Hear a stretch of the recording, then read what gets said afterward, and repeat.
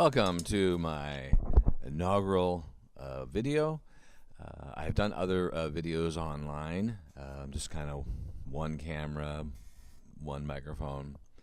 And so I'm trying to do it a little bit differently, and I'm going to look at each camera to make it look more professional, and give you different views of the drum set, including the feet.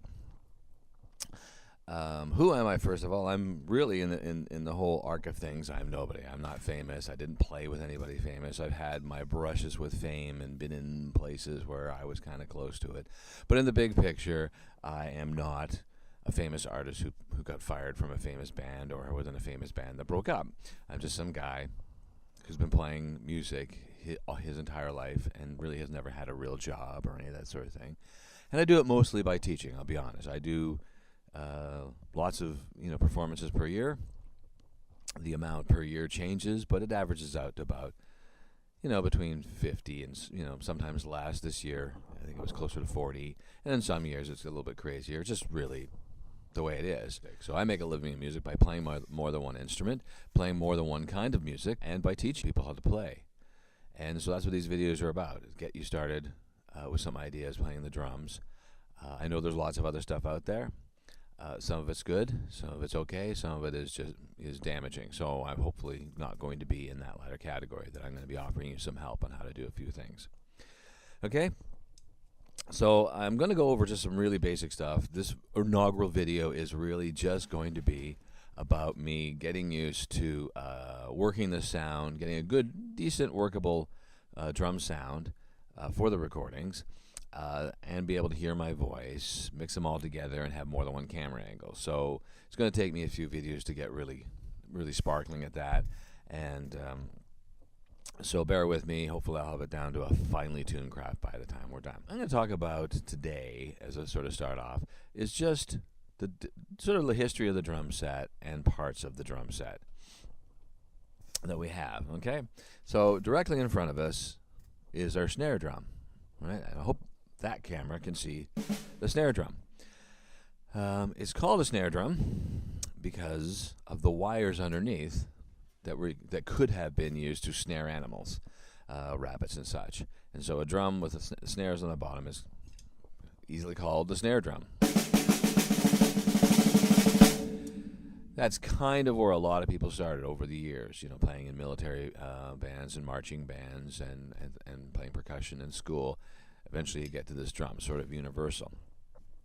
It is our focal piece of our drum set in more than one way. One, we play it a lot. But number two, it's kind of where we build our drum set out from. So whereas the audience member, or you from one of these camera angles, will see the bass drum is pointing out and straight, that's not our focal point. Our focal point is a snare drum, and then we build out that way, and we try to have things in a modern drum set to be on either side of that, as opposed to being on our right-hand side because we're right-handed. All right, the next most usable or normal or the next most used instrument would be the bass drum. Now notice I call it the bass drum.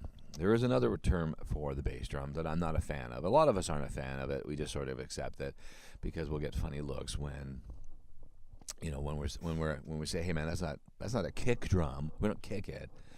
And I'm not sure the origins of the name of kick. I'm pretty sure it was just some sound engineer who said, thought it sounded cool. And sometimes it sounds cool to call something by a cool name, right? But I don't see it that way. The bass drum has a history of being the bass drum that people played in a marching band or played in a symphonic orchestra, and then somebody took that, put it there, hooked up a pedal, and we started playing it with our feet. It can be played with 1 foot or 2 foot. Right? Whole other ball game that way. Okay, next on our list is the hi-hat.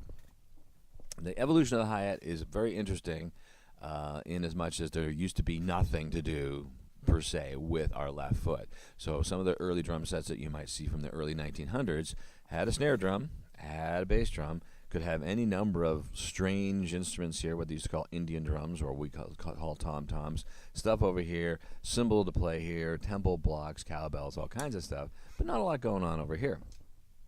So somewhere along the line, somebody wanted to impersonate the sound of two cymbals being crashed together like you would see in a marching band or, again, in some sort of symphony orchestra. So they came up with the hi-hat. But the hi-hat was actually about 8 inches tall, and speaking of cool names for things, they called it the sock cymbal, because you played it with your foot, and maybe to get a good sound out of them, you couldn't play them in shoes, so you had to play them with socks, right? People to this day still call it the sock cymbal, right? Which then you think, well, dude, you're all uptight about calling this the kick drum. Why are you not upset about calling it the sock cymbal?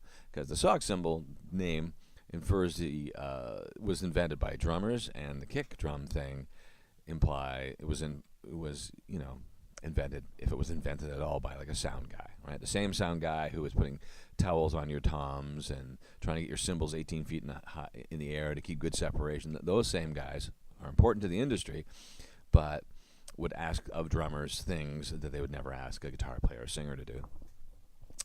And there's history. Sock cymbal, play with your foot as opposed to playing with your hands or your sticks, right?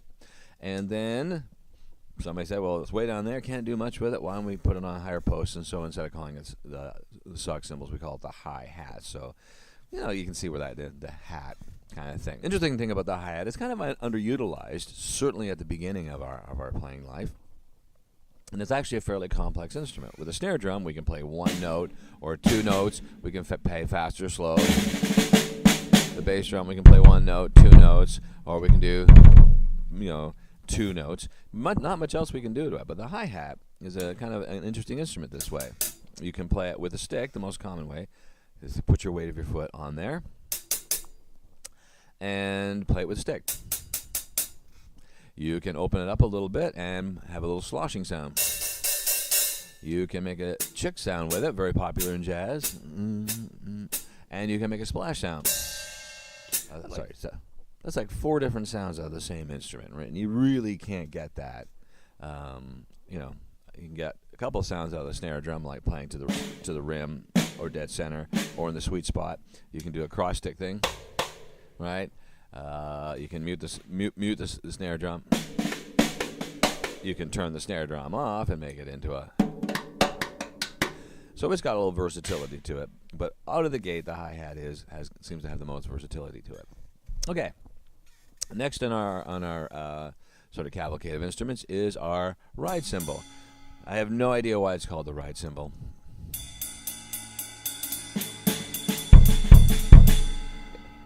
That's just a name it seems to have. Almost every cymbal has 3 parts to it. It has the bell, it has the sweet spot, or the part that we would do most of our riding, and that's usually somewhere a third away from the bell or a third inside from the edge, right? So somewhere in halfway. Every cymbal is different. It's maybe not something to get fussy about, but a lot of us do. It's a very different sound. And then we have the edge, which has a lot of build-up or gonging or crashing sound to it.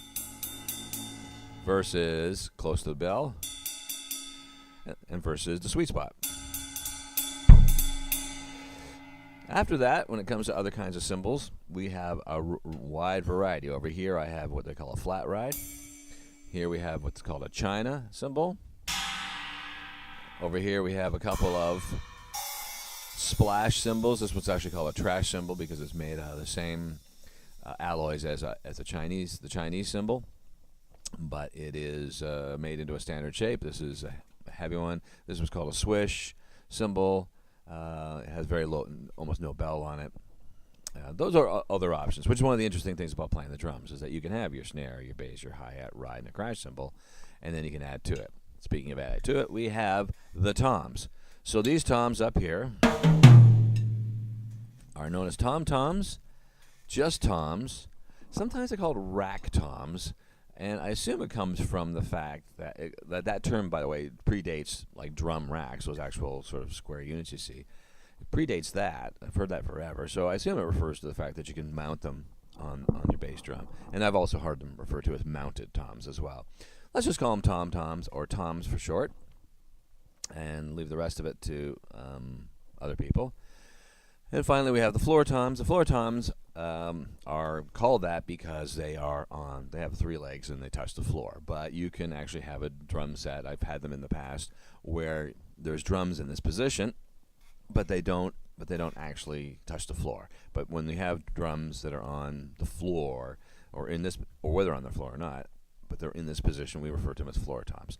In this drum set, which, as you can tell, is a myriad of colors, this first tom is actually not from this drum set. So these 3 toms and this last floor tom are a custom AOT or AOT, depending on how you want to pronounce it, Canadian drum manufacturer, and I had them specifically made in a bunch of different colors because everybody in the world has drum sets of the same colors, and I just thought, you know, it was just a weird thing I did at the time. I don't regret it, but I could never sell the set. Who wants to buy a drum set that looks like, you know, a bag of jelly beans? Anyway, so this is actually from a sonar kit that I have, and so on this drum set the dimensions are 8, 10, 12, 13, and 14, which is not normal. Alrighty, so I look over there and I see my CPU is overloaded for some reason, so I'm going to cut it short.